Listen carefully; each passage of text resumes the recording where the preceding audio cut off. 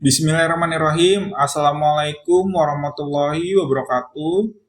Kali ini admin Islam Muslimku ingin share video tentang 4 kisah hewan berjasa di zaman Nabi dan Rasul. Semoga video ini bermanfaat. Silakan ditonton sampai habis. 4 kisah hewan berjasa di zaman Nabi dan Rasul. Hewan merupakan salah satu makhluk ciptaan Allah. Di zaman para nabi, ada hewan-hewan yang dapat memberikan isyarat sebagai bentuk kebesaran Allah Subhanahu wa taala.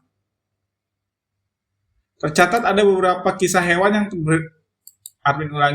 tercatat ada beberapa kisah hewan yang berjasa terhadap para nabi.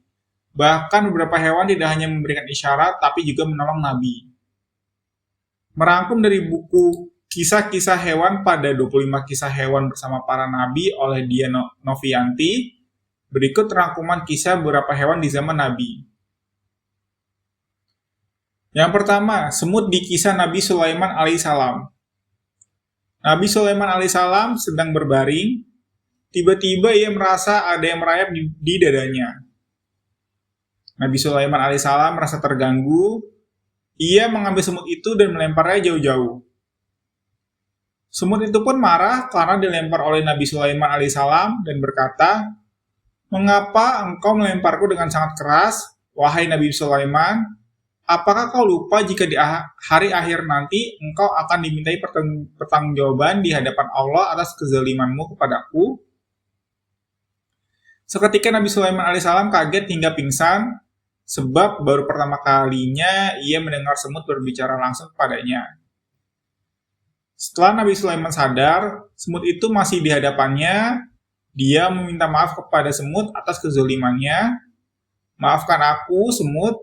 Aku melemparmu karena aku kaget dan terganggu," ucap Nabi Sulaiman dengan rasa bersalah.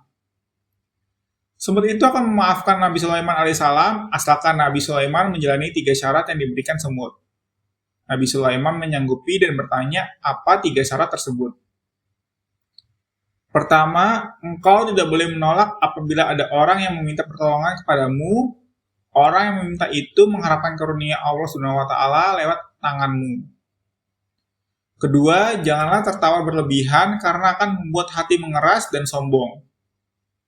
Ketiga, tolonglah siapapun yang butuh pertolongan, baik diminta atau tidak, ucap semut. Nabi Sulaiman alaihissalam mengangguk dan menyanggupi akan memenuhi 3 syarat yang diajukan semut, dan akhirnya semut memaafkan Nabi Sulaiman.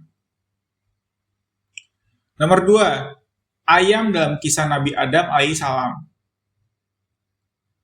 Ketika Nabi Adam alaihissalam pertama kali turun ke bumi, suasana masih sangat gelap dan berbeda sekali dengan surga yang serba terang. Lalu Nabi Adam bertanya, "Bagaimana aku tahu kapan waktu ibadahku kepada Allah Subhanahu wa taala?" Mendengar permohonan Nabi Adam alaihissalam, Allah Subhanahu wa taala menurunkan seekor ayam jago ke bumi. Namun demikian, aku bukanlah makhluk yang baru Namun demikian, aku bukanlah makhluk yang baru diciptakan. Aku telah lama menjadi penghuni surga. Sebenarnya wujud asli dari ayam jago itu adalah malaikat Ad-Dik yang bentuknya menyerupai ayam jago.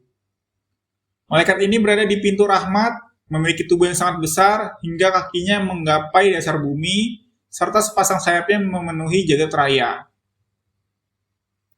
Ketika malaikat ini bertasbih, maka bertasbihlah ayam-ayam jago di dunia.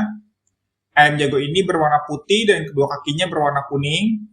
Tubuhnya sebesar sapi dan ayam itu selalu mengepakkan sayapnya ketika waktu sholat tiba.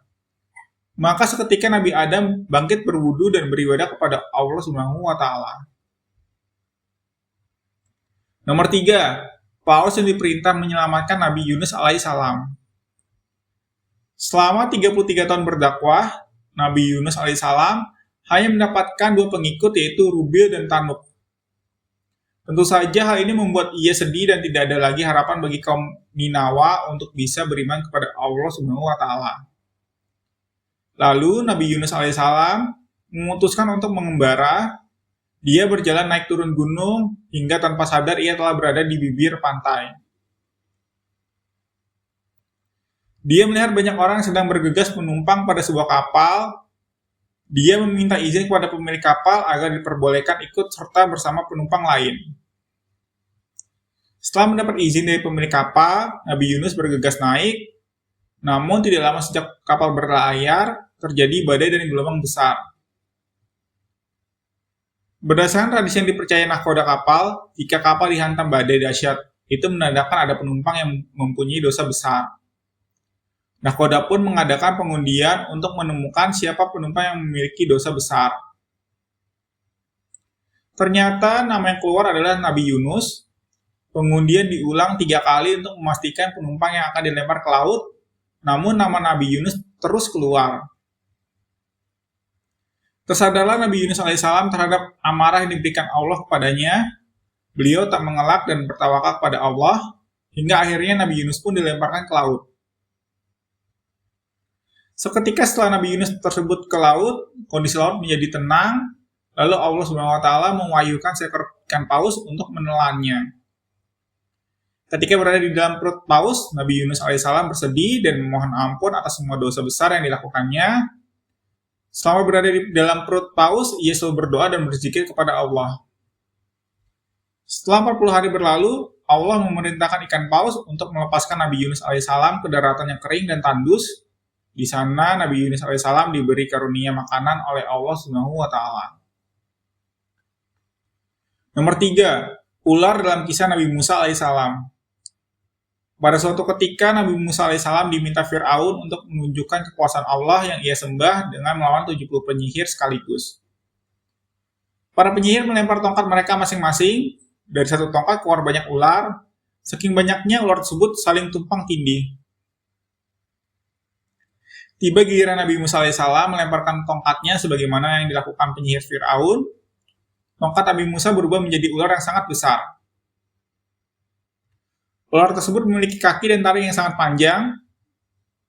Ular Nabi Musa seketika menelan semua ular para penyihir tanpa tersisa satupun.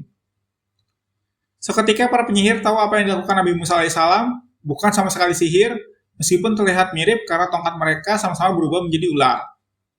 Namun, ular dari tongkat Nabi Musa alaihissalam berbeda. Setinggi apapun ilmu sihir tidak akan mampu menandinginya. Para ahli sihir akhirnya bersujud dan mengakui Tuhan Nabi Musa alaihissalam. Para penyihir telah beriman kepada Allah dan memohon diampuni segala kesalahan-kesalahan yang telah mereka perbuat. Oke, sekian. Silakan tulis di kolom komentar pelajaran dan hikmah apa yang kamu dapatkan dari video kali ini.